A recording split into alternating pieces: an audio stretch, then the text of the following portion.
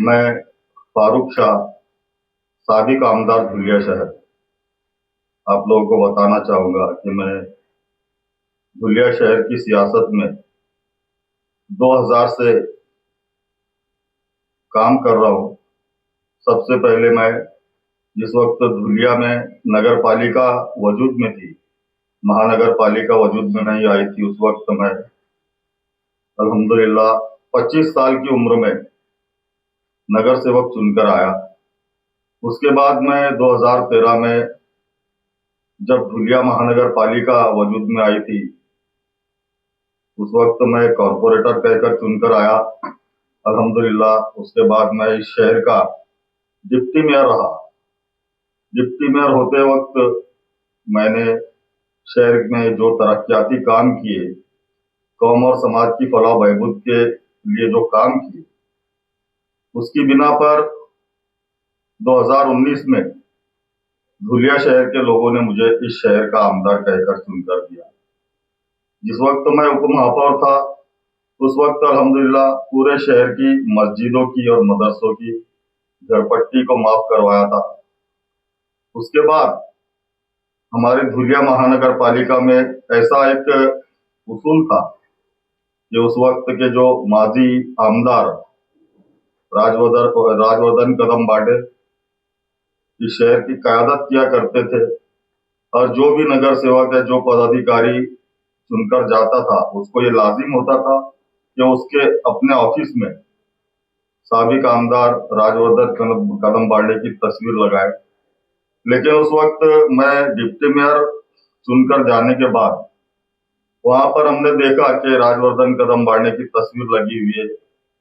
हमने उस तस्वीर को निकालकर धुलिया शहर की तारीख में सबसे पहली मर्तबा हजरत टीपू सुल्तान रहमतुल्लाह अलैह और मौलाना अबुल कलाम आजाद की तस्वीर वहां पर आवेजा की।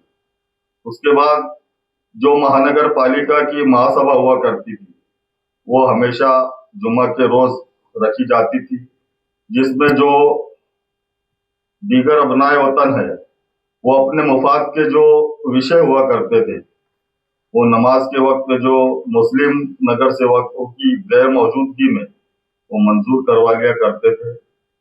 ये बात मुझे अच्छी तरह से मालूम थी, और जब मैं उप महापौर डिप्टी मेयर बनकर मेरी जो पहली महासभा थी, और वो भी जुमा का ही दिन था, उन महासभा शुरू होने के वक्त में जैसे हमको नीचे बैठे हुए मेरे साथी नगर सेवकों ने इशारतन कहा कि नमाज का वक्त हो रहा है, हमको नमाज के लिए जाना है। मैंने उनको रुकने के लिए कहा, और जैसे ही महापौर की रूलिंग खत्म हुई, मैंने उनके हाथ से माइक छीनकर और उनको ये कहा कि आज जुमा है, हमको नमाज के लिए जाना है और आपको ये महासभा रोकनी पड़ेगी।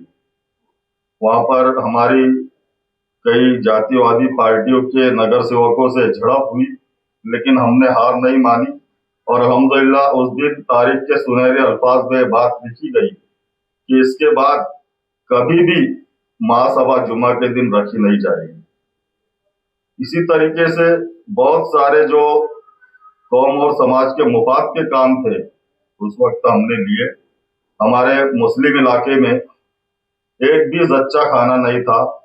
अल्हम्दुलिल्लाह उस वक्त के हमने 50 लाख रुपए की लागत से एक मुस्लिम इलाके में बेहतरीन जच्चा खाना, जो शहर के मुस्लिम इलाकों का पहला जच्चा खाना था, उसकी तामीर करवाई। बहुत सारे अच्छे काम करने के बाद अल्हम्दुलिल्लाह लोगों ने हम पर एतमाद जताया, और हमने 2019 में एमआईएम पार्टी की जानिब से उम्मीदवारी की थी, और अल्लाह का शुक्र है कि उस वक्त हमारी जीत हुई। आपको बताना एक मकसद है कि उसके पहले भी 2014 में हमारे शहर में एक सिटिंग नगर सेवक ने एमआईएम यानी मजलिस इत्तेहादुल मुस्लिमीन की तरफ से उम्मीदवारी की थी, लेकिन उनको सिर्फ 3400 वोट ही मिल पाए थे, जबकि अल्हम्दुलिल्लाह 2019 में हमने 46,000 वोट लेकर और आमदार कहकर चुनकर आए। अल्लाह का शुक्र है, आमदार बनने के बाद हम सत्ता में ना होते हुए भी सिर्फ एक लगन, एक मेहनत और एक जज्बे की बिना पर हजारों करोड़ रुपए का फंड इस शहर में खास करके अक़लियती इलाकों के लिए हमने मंजूर करा है। और यहाँ की आवाम का ये कहना है कि इससे पहले कभी किसी आमदार ने इतने ज्यादा काम नहीं किए, जबकि हमने सिर्फ मुस्लिम इलाकों में ही नहीं बल्कि हर मजहब के, हर फिरके के लोगों के काम किए और उसमें अल्हम्दुलिल्लाह कामयाब भी रहे। अभी इस वक्त ऐसा हुआ कि यहाँ इस शहर में देखा जाए तो कभी भी मुस्लिम आमदार चुनकर नहीं आता था, क्योंकि यहाँ अक्सरियत जो है हमारे दीगर अपनाए वतन, जो हमारे गैर मुस्लिम लोगों की बहुत ज्यादा अक्सरियत है। हम लोग सिर्फ 30% मुस्लिम वोट यहाँ पर धुलिया में है, जबकि 70% से ज्यादा वोटों की तादाद गैर मुस्लिम भाइयों की है। और यहाँ इस वक्त में पूरी तरह से वन बाय वन फाइट हुई, जिसमें एक साबिक आमदार अनिल गोटे ने भी उम्मीदवारी की थी, लेकिन उनकी जमानत जब्त हो गई और सिर्फ 20,000 वोटों पर ही उनको सिमटना पड़ा।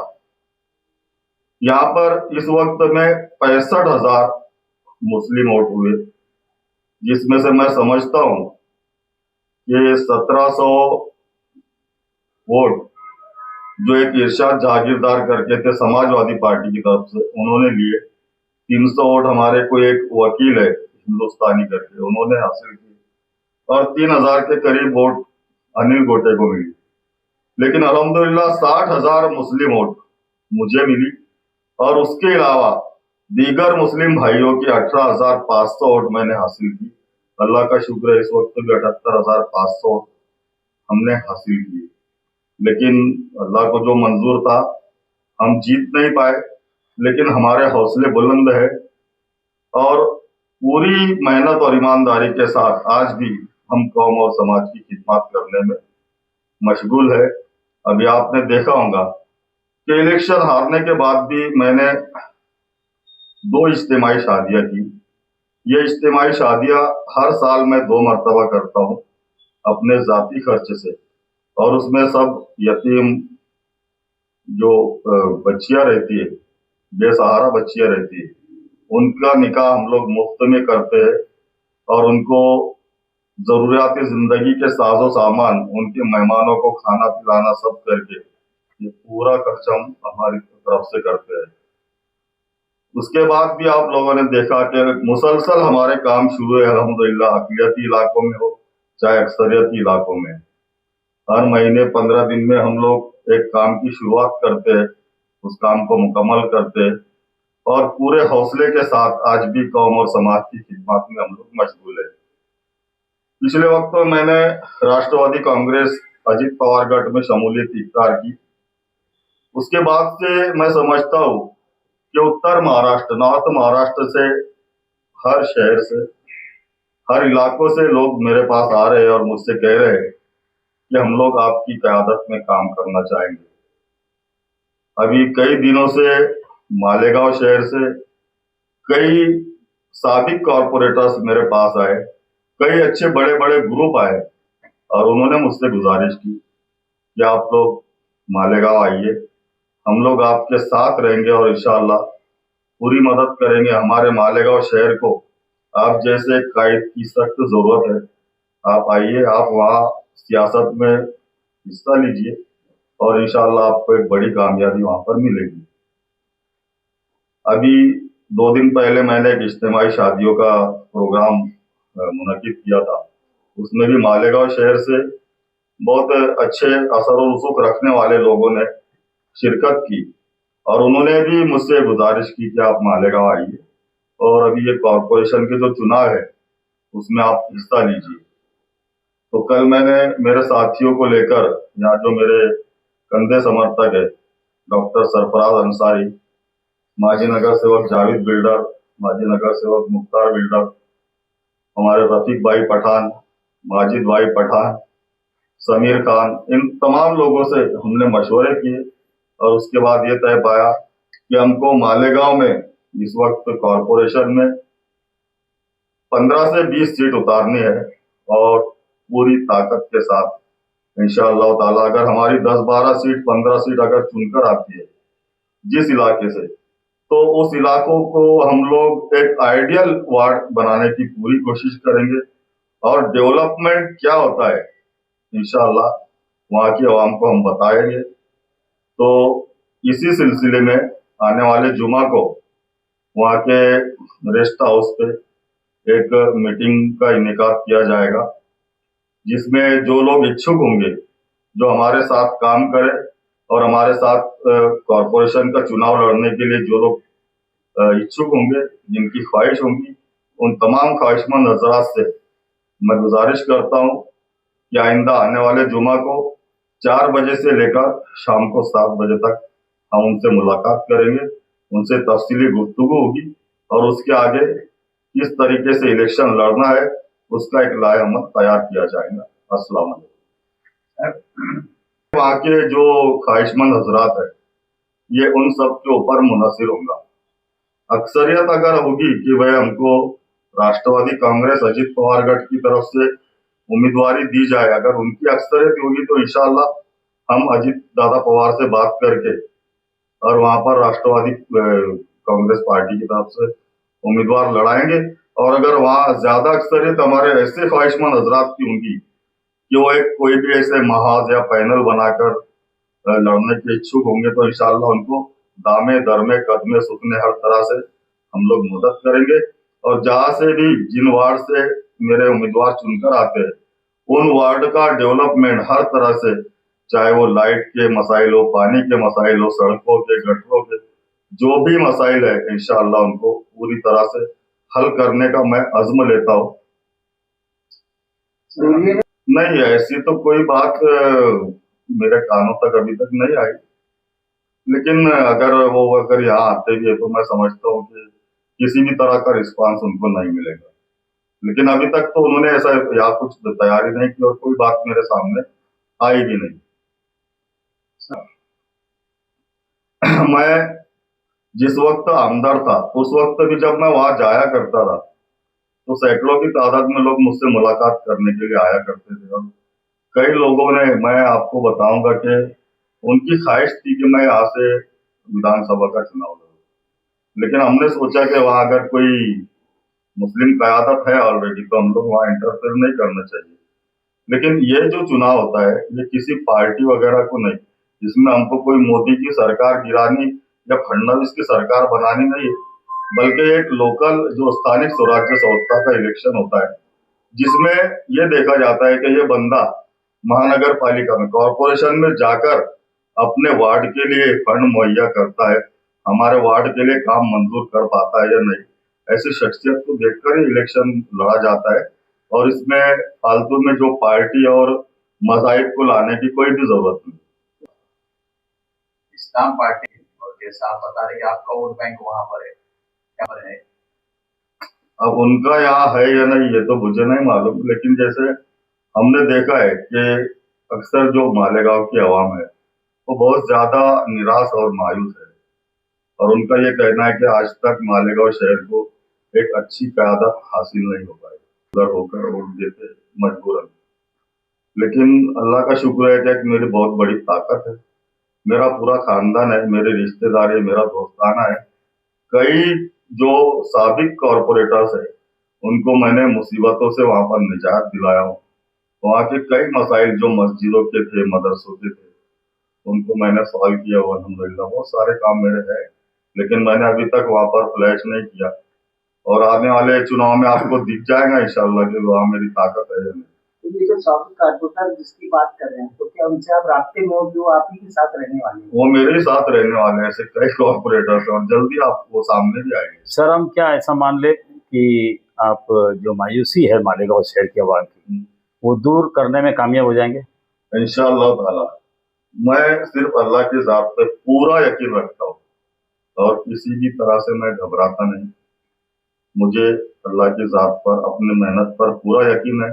जिस तरह से मैंने यहाँ पर हमारे मुस्लिम इलाके आप जाकर देखिए कि वहां पर इन्हें बारिश के दिनों में लोग पैर नहीं रख पाते थे, साइकिल पर चल नहीं सकते थे, आज अल्हम्दुलिल्लाह वहां पर गाड़ियां जाती है। जो जमीन का रेट 1200-1500 था आज वहां 6,000 रुपए का रेट हो चुका है। धुलिया शहर में आप लोग मुस्लिम इलाकों की बात है।